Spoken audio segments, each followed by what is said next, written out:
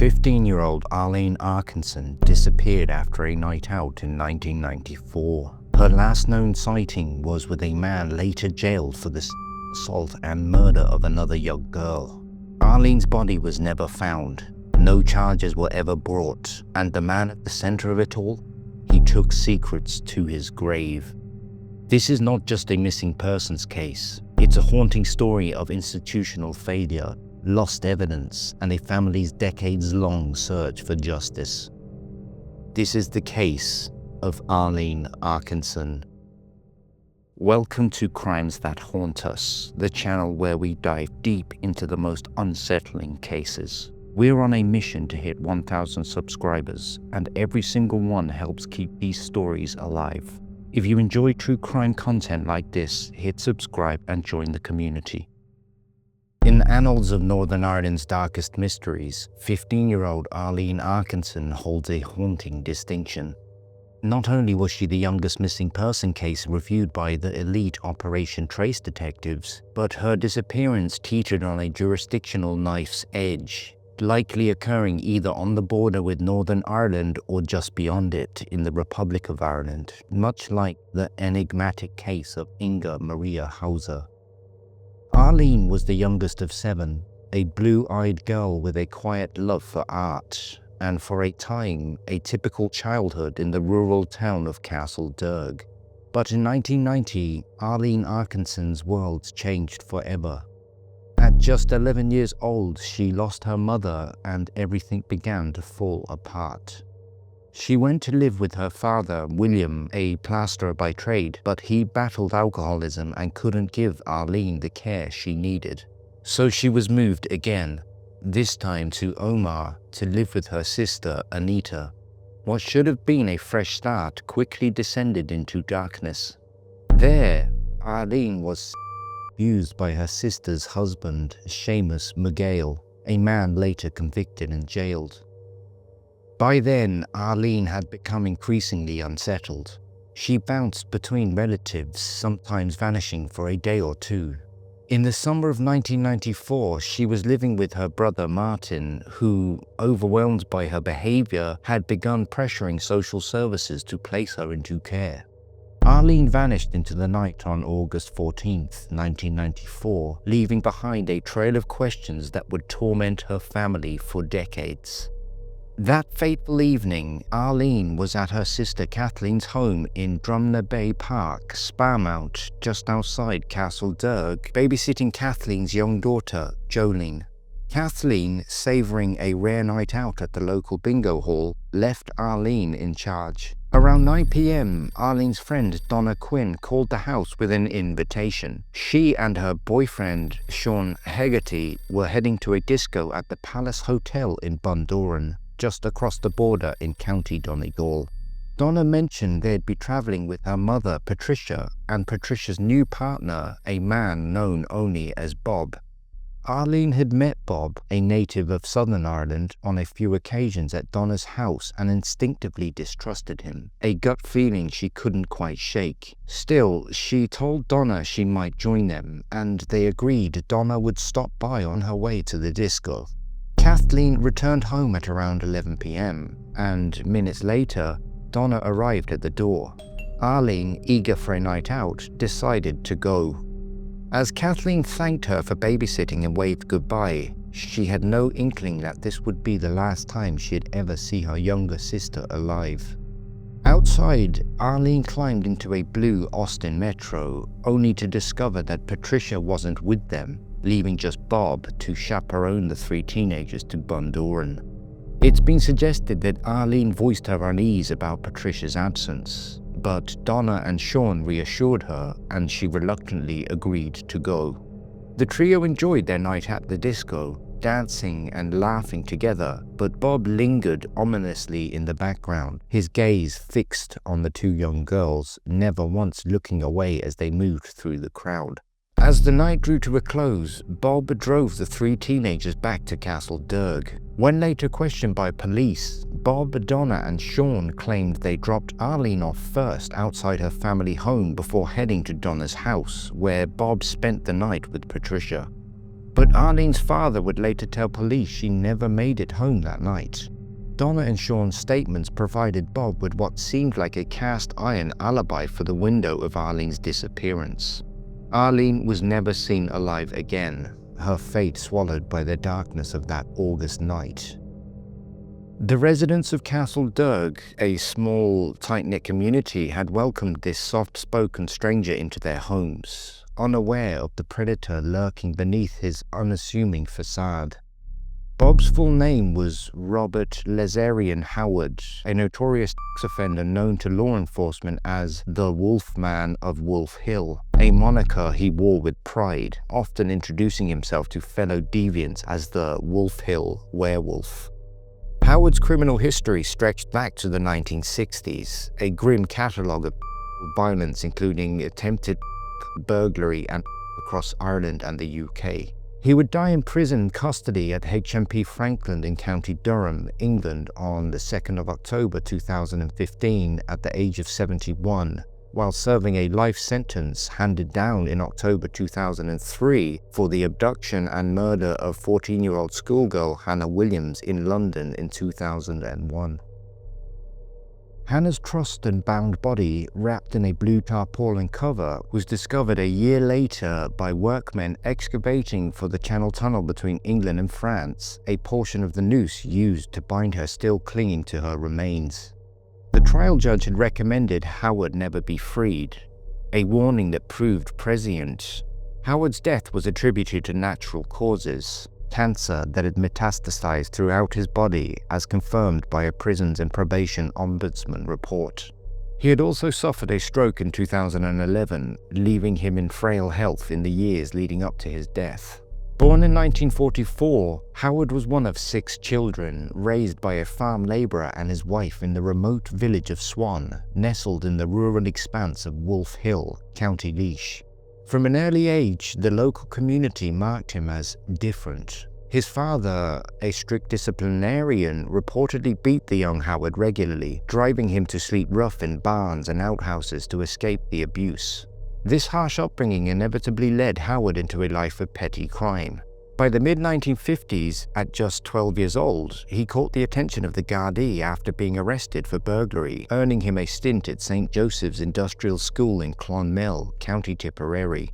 Released in 1960 at 16, Howard's freedom was short-lived. He was soon sentenced again for another burglary offence. A few years later, in an English court, he faced far graver charges after breaking into the bedroom of a 6-year-old girl. On his first visit, he posed as a doctor and abused her, leaving a chilling calling card by urinating into a container beside her bed. On his second attempt, the child's screams alerted her parents, leading to Howard's arrest and a sentence to a local borstal. Reports of his punishment vary, with some suggesting he served as little as 2 weeks for this heinous act. Within 4 years, Howard was back in court, this time receiving a 6-year sentence for the assault and attempted of a woman in Durham. He had broken into her home, and during this vicious attack, she managed to escape, fleeing naked through the streets as Howard chased her. He cornered her in a nearby garden, attempting to assault her again, but her screams drew neighbors who intervened, physically restraining Howard until the police arrived. After serving that sentence, Howard went quiet for a few years, until 1972 when he resurfaced in Youghal. Using the alias Leslie Cahill, he worked casual jobs while staying at a local boarding house. One night, the 28-year-old broke into the home of a 60-year-old woman who lived alone. She awoke to find Howard standing over her bed. He bound and gagged her, subjecting her to a night-long ordeal of and physical abuse. The following morning, leaving his victim bruised and battered, Howard calmly checked out of his lodgings and boarded a train to Dublin. The woman, however, managed to free herself and alert authorities. Through diligent police work by the local Gardaí, Howard was traced and arrested shortly after arriving in Dublin. Charged with multiple counts of assault and false imprisonment, he was sentenced to 10 years in prison. By the time of his release, Howard, not yet 40, had spent nearly half his life in custody across Ireland and England, predominantly for sex-related offences. His victim pool had shifted dramatically over the years, from a 6-year-old child to a 60-year-old woman, but his depravity showed no signs of abating. A new group of vulnerable females now caught his predatory eye. Teenagers, a demographic he had yet to target but would soon pursue with chilling intent. After his release, Howard settled into a flat in Dublin city centre, alternating between there and Scotland. By the early 1990s, he moved into rented accommodation on Main Street in Castlederg, County Tyrone. What drew this predator to this quiet town remains unclear, especially given the unrest in the area during that time, an unlikely haven for a Catholic from Southern Ireland with Howard's violent sexual proclivities. Yet in 1993, his darkness resurfaced. A local 16-year-old girl, identified only as Sinead, was found running near naked through the streets of Castlederg. At the police station, the distraught teenager recounted a horrifying ordeal. Howard, whom she knew as Bob, had lured her to his flat under the pretense that a boy she liked was waiting there. Instead, Sinead was held captive for over 2 days, bound and gagged and continuously assaulted. She described how Howard fashioned a noose, placing it around her neck and hanging it over a wardrobe where he locked her after each assault. On the third night of her imprisonment, while Howard slept, Sinead escaped by jumping through a bedroom window.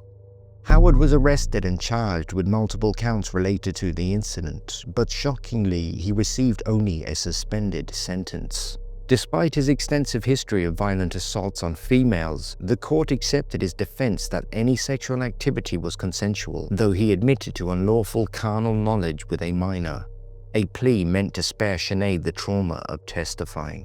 A psychological assessment presented at his sentencing described Howard as possessing an extremely courteous demeanor, a chilling contrast to his actions. Sinead later revealed the difficulties she faced that night, struggling to convince local police of her abduction, assault, and imprisonment. The system had failed her not once, but twice. While awaiting trial for Sinead's assaults, Howard, despite his criminal record and non-national status, was granted bail. It was during this period, on the night of August 13th, 1994, that he drove Arlene, Donna, and Sean to the disco in Bundoran, a night from which Arlene would never return. The audacity of a man on bail for the assault of a juvenile to openly attend discos with children of a similar age speaks volumes about Howard's contempt for the police and judicial system. Donna and Sean initially told police they dropped Arlene off first before Howard took them to Patricia's house, providing him with an alibi. But under oath in court some years later, they admitted to lying under duress, revealing that Howard had dropped them off first and driven away with Arlene in the car. They never saw her alive again after that moment. Howard's predatory tactics were textbook. He ingratiated himself with local parents to gain access to their children, selecting his victims from the trusting teenage community.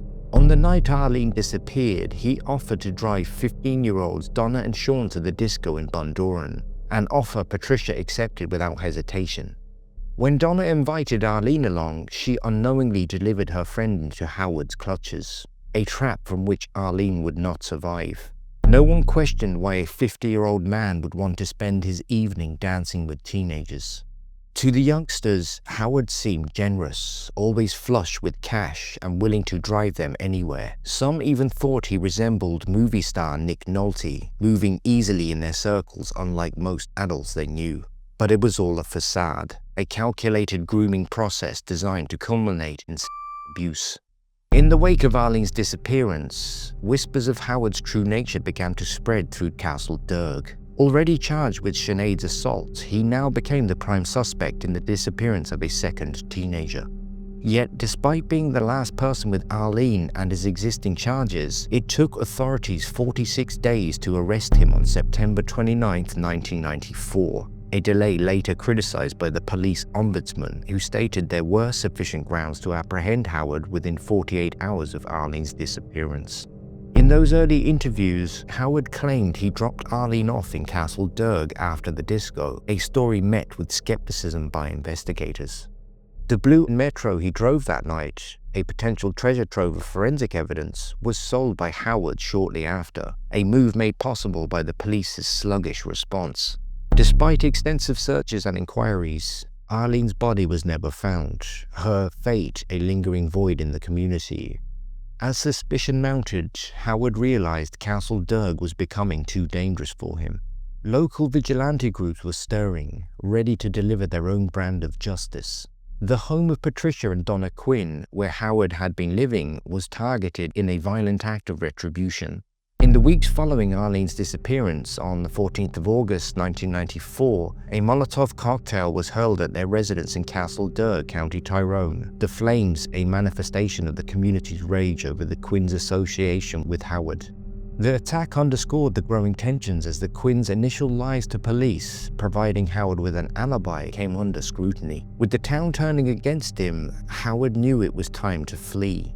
By the mid-1990s, Howard relocated to Dublin, taking up residence at the Morning Star Hostel on Morning Star Avenue, North Brunswick Street, a shelter for homeless and transient men run by the Legion of Mary. His predatory instincts undimmed, he quickly sought out a new target, beginning a relationship with Mary Doyle, a single woman living at the nearby Regina Coley hostel. Despite warnings from her friends, Mary fell deeply in love with Howard, blind to his insatiable, perverted appetites.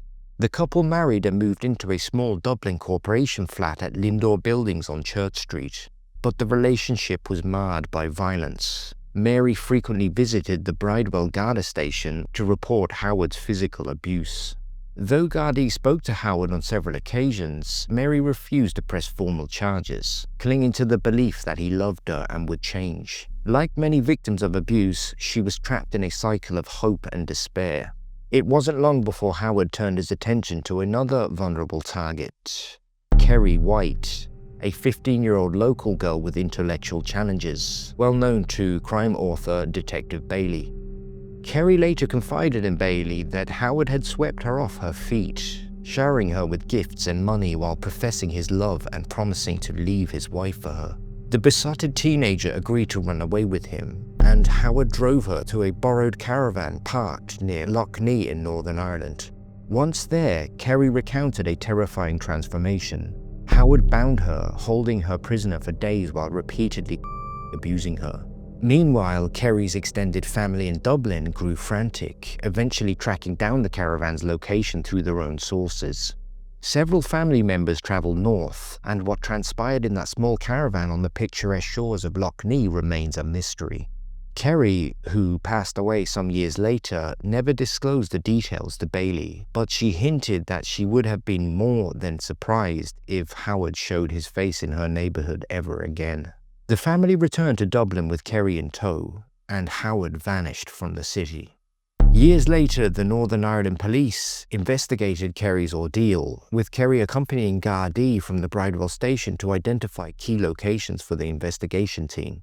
A comprehensive report submitted to the Chief Prosecution Solicitor's Office in Belfast recommended charging Howard with false imprisonment and assault of the 15-year-old. But Kerry's intellectual impairment led prosecutors to deem her an unreliable witness, and no charges were ever filed. Howard, meanwhile, had already moved on to a small rural village in Wexford. His stay was brief. His notorious reputation preceded him, and local Gardaí began paying frequent visits to the home he shared with a couple he had befriended. Unbeknownst to them, Howard had immediately begun grooming their innocent teenage daughter. A local detective, tipped off by wary residents who trusted the soft-spoken stranger's attempts to ingratiate himself with their children, kept a close eye. Within weeks, Wexford became too hot for Howard, and he fled once more. In a chilling display of how easily predators could relocate with the British Isles, Howard resurfaced in Drumchapel on the outskirts of Glasgow, claiming to the local housing association that he was on the run from terrorists in Northern Ireland. They housed him immediately in a flat overlooking the playgrounds of two local schools, a predator's paradise. But his anonymity didn't last long. A national newspaper exposed his presence in a lengthy article detailing the danger he posed to young children. Outraged parents surrounded his flat, demanding his eviction. Howard escaped through a back window and made his way to London, once again disappearing from public view. On the 21st of April 2001, 14-year-old Hannah Williams was snatched off the streets of Deptford, a London suburb, by an unknown assailant. 2 other young teenagers also vanished from the same area over the following months, their bodies never found. Nearly a year later, on March 15, 2002, workmen at a cement factory in North Fleet, Kent, linked to the Channel Tunnel project, discovered Hannah's bound and gagged body buried in factory grounds. A post-mortem examination revealed that she had been abused. Hannah had left her home on the afternoon of the 21st of April 2001 to visit a local shop. On her way, she received a call from a male using a mobile phone belonging to a family friend, Evelyn. The caller, Robert Howard, using the phone without Evelyn's knowledge, claimed Evelyn wanted to meet Hannah immediately. Hannah was never seen alive again after that call. Following the discovery of her body, police moved swiftly, arresting Howard on the 23rd of March 2002, whom they had long suspected, and charged him with her murder. At Howard's trial for Hannah's murder, prosecutors introduced similar fact evidence, a legal mechanism allowing the court to consider a defendant's previous offenses if they demonstrate a distinctive modus operandi or propensity relevant to the case. A local teenager testified that Howard had brought her to the same area where Hannah's body was found, tying a noose around her neck and assaulting her before she managed to escape. Sinead from Castlederg was flown over to recount her own ordeal, held captive and assaulted in Howard's flat. Arlene's family too also gave evidence, testifying that she was in Howard's company the night she vanished. Additional damning evidence emerged. Blue tarpaulin, identical to that wrapped around Hannah's body, was linked to Howard's girlfriend at the time, and a home video found during a forensic search of his house showed Hannah enjoying a day out with friends. Proof he knew her, despite his denials. It's chilling to imagine how often Howard must have watched that video, reliving the moments before her death. He was convicted of Hannah's murder and sentenced to life in prison. However, back when Howard was first charged and remanded in an English jail for the murder of Hannah Williams in 2002, Howard was informed that he was being charged with Arlene Arkinson's murder by the prosecution services of Belfast. Howard was transferred to Northern Ireland to face trial for Arlene's murder at Belfast Crown Court on May 9, 2005. The trial was preceded by a 2-year news blackout of Hannah Williams' conviction, fearing it would prejudice his chance at a fair trial. Unlike in England, though, Northern Ireland courts barred the use of similar fact evidence, meaning the jury heard none of the testimony that had secured Howard's conviction in London. No mention of his prior victim at the North Fleet site, or Sinead's abduction, or the Arkinsons' family statements from Hannah's trial. The exclusion left the prosecution hamstrung, unable to present Howard's predatory history. Throughout the trial, Howard maintained a stony silence, never once glaring at Arlene's family. As witnesses took to the stand, he stared straight ahead at the judge, his expression unreadable. His defense team argued that Arlene, a troubled teenager, had likely ran away from home. After 23 hours of deliberation, the jury returned a 10-2 majority not guilty verdict, sparking uproar in the courtroom.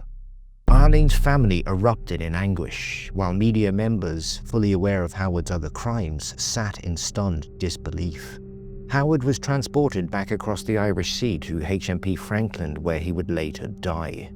In 2012, the PSNI conducted a 3-week forensic search of Howard's former flat at 49A Main Street, Castlederg, prompted by new leads.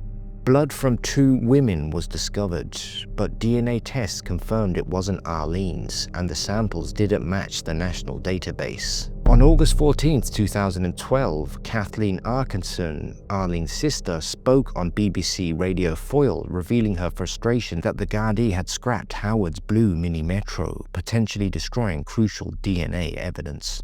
On October 2, 2015, Howard died at HMP Franklin at the age of 71 from cancer, just before he was due to testify via video link at the inquest. Former Detective Chief Superintendent Norman Baxter told BBC Northern Ireland's Spotlight that he believed Howard was on the verge of revealing Arlene's burial location during a 2002 conversation at Enniskillen Police Station, a chance lost with his death. The inquest finally commenced on February 15, 2016 at Belfast's Laganside Court Complex. A public interest immunity application was approved to withhold sensitive police files, including a 1996 tip-off falsely implicating Kathleen and her partner in Arlene's death, deepening the family's distrust. During the inquest, Patricia Quinn, mother of Arlene's friend Donna Quinn, testified that police had told her Howard was an informer, raising questions about his ties to authorities. Chief Superintendent Raymond Murray, who led the investigation from 2005 to 2014, revealed to the court that Howard had admitted to Arlene's murder in prison conversations between 2009 and 2012, saying, "On my first, I know I got away with it, and I thought I got away with it. I did," while discussing drugging, choking, and disposing of a body. Murray believed the murder occurred at Howard's Castlederg flat, but prosecutors deemed the evidence insufficient to overturn the 2005 acquittal. The inquest also heard chilling details of Howard's 1993 assault on a 14-year-old girl who had warned Arlene to avoid him, and testimony from a woman who worked with Howard in 1993, recalling his boasts about knowing how to dispose of a body without being caught. The inquest faced further delays due to cross-border issues, with the Arkinson family criticizing Gardaí for failing to share files, which they believed stalled progress.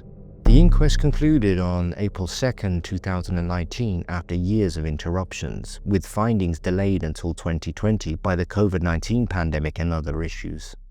On the 21st of July 2021, Coroner Brian Sherrard delivered his findings at Omagh Courthouse, ruling that, on the balance of probabilities, Robert Howard was responsible for Arlene's murder on the morning of August 14, 1994.